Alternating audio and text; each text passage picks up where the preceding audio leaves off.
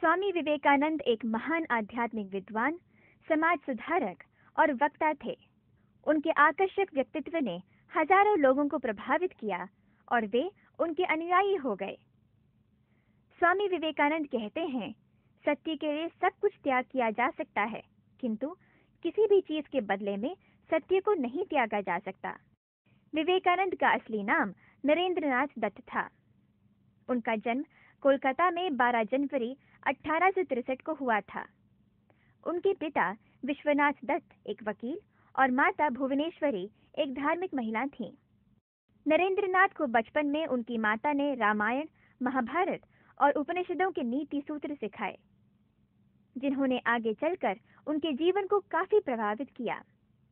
नरेंद्र बचपन से ही निडर थे। वे लिखने पढ़ने में भी कुशल थे। उन्हें पारसी और अंग्रेजी का अच्छा ज्ञान था। नरेंद्रनाथ में बचपन से ही नेतृत्व के लक्षण और धार्मिक विषयों के प्रति रुचि थी। अपने जीवन के आरंभ के दिनों से ही उनमें भगवान को पाने और देखने की प्रबल इच्छा थी। नरेंद्रनाथ अपने आध्यात्मिक गुरु और ब्रह्म समाज एक समाज सुधारक संस्था है। ब्रह्म समाज के सदस्य देवेंद्र नाथ टैगोर यानी ठाकुर से हमेशा भगवान के बारे में प्रश्न किया करते थे। भगवान को पाने की इच्छा ने नरेंद्रनाथ को वैदिक चिंतन और उपनिषदों के साथ साथ पश्चिमी वेदांत का भी अच्छा ज्ञाता बना दिया। उन्हें विज्ञान, दवाइयों और संगीत का भी काफी ज्ञान था। उनमें और भी कई योगी के गुण थे। नरेंद्रनाथ ने अपने एक मित्र सुरेंद्रनाथ दत्त से दक्षिणेश्वर, जो पश्चिम बंगाल में है, वहां के स्वामी रामकृष्ण परमहंस के बारे में सुना। उनके धार्मिक व्यक्तित्व से मुग्ध होकर नरेंद्रनाथ ने दक्षिणेश्वर जाकर उनसे मिलने का निर्णय किया। नरेंद्रनाथ ने 18 वर्ष की आयु में ही सन 1881 में स्वामी रामकृष्ण परमहंस से मिलने के लिए कोलकाता से दक्षिणेश्वर तक की सुदीर्घ यात्रा की।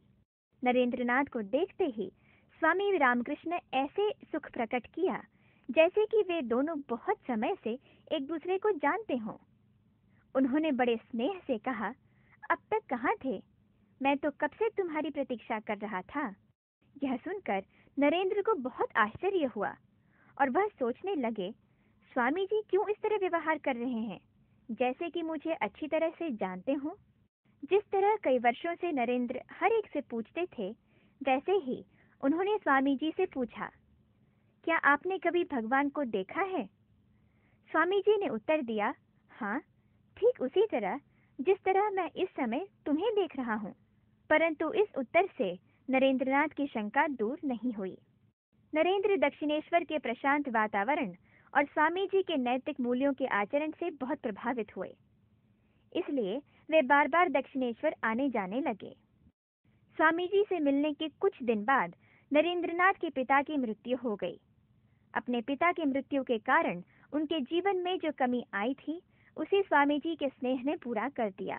एक दिन जब नरेंद्र और स्वामी जी आपस में बातचीत कर रहे थे, तो अचानक स्वामी जी का पांव नरेंद्र से छू गया।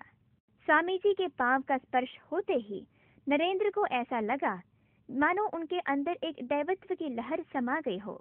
इस घटना के बाद में स्वामी जी ने एक दिन कहा, मैंने नरेंद्र को भगवान की इस पूरी सृष्टि का दर्शन करा दिया है।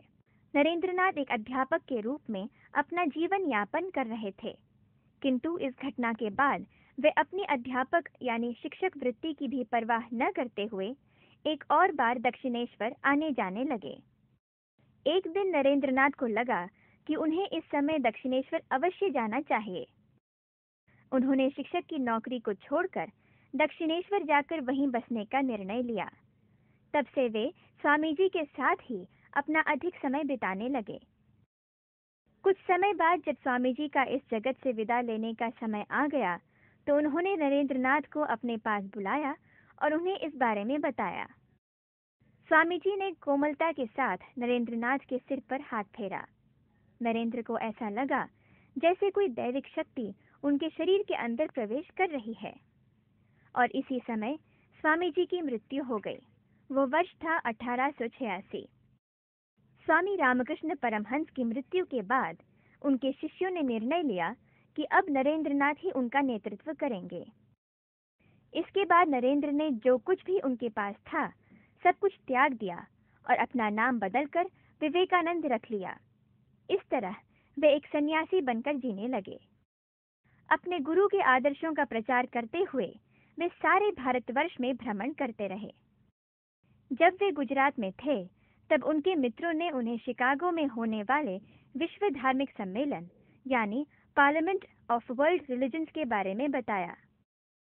चूंकि वे कश्मीर से कन्याकुमारी तक पूरे देश भर में घूमकर देख चुके थे, उन्हें हर एक जगह के चरित्र और संस्कृति के बारे में पर्याप्त ज्ञान था।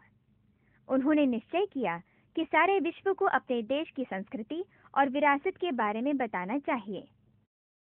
शिकागो में हो रहे धार्मिक सम्मेलन में भाग लेने के लिए वे खेतरी के राजा से आर्थिक सहायता पाकर शिकागो के लिए निकल पड़े।